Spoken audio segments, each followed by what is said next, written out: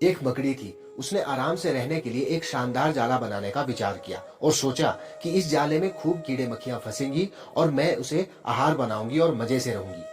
उसने कमरे के एक कोने को पसंद किया और वहां जाला बुनना शुरू किया। कुछ देर बाद आधा जाला बुनकर तैयार हो गया। यह देखकर वह मकड़ी काफी खुश हुई कि तभी अचानक उसकी नजर एक बिल्ली पर पड़ी जो उसे देखकर हंस रही थी। मकड़ी को गुस्सा आ गया। वह बिल्ली से बोली, हंस क्यों रही हो? हंसू नहीं तो क्या करूं? बिल्ली ने जवाब दिया, यहाँ मक्खियां नहीं आती है। ये जगह तो बिल्कुल साफ सुथरी है, यहाँ कौन आएगा तेरे जाले में? ये बात मकड़ी के गले उतर गई। उसने अच्छी सलाह के लिए बिल्ली को धन्यवाद दिया और जाला अधूरा छोड़कर दूसरी जगह तलाश करने लगी। उसने इधर उधर देखा, उसे एक खिड़की नजर आई और फिर उसने जाला बनाना शुरू किया। कुछ देर तक वह जाला बुनती रही। तभी एक चिड़िया आई और मकड़ी का मजाक उड़ाते हुए बोली, अरे मकड़ी, तू भी कितनी बेवकूफ है। मकड़ी ने पूछा, क्यों? चिड़िया उसे समझाने लगी, अरे यहाँ तो खिड़की से तेज हवा आती है, यहाँ तो तू अपने जाले के साथ ही उड़ जाएगी। मकड़ी को चिड़िया की बात ठीक लगी और वह वहां भी जाला अधूरा बना छोड़कर सोचने लगी, अब कहाँ जाला बनाया जाए। समय काफी बीत चुका था और अब उसे भूख भी लगने लगी थी।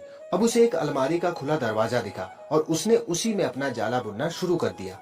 कुछ जाला बुना ही था कि तभी उसे एक चूहा नजर आया जो जाले को अचरज भरी नजरों से देख रहा था। मकड़ी ने पूछा, इस तरह क्यों देख रहे हो?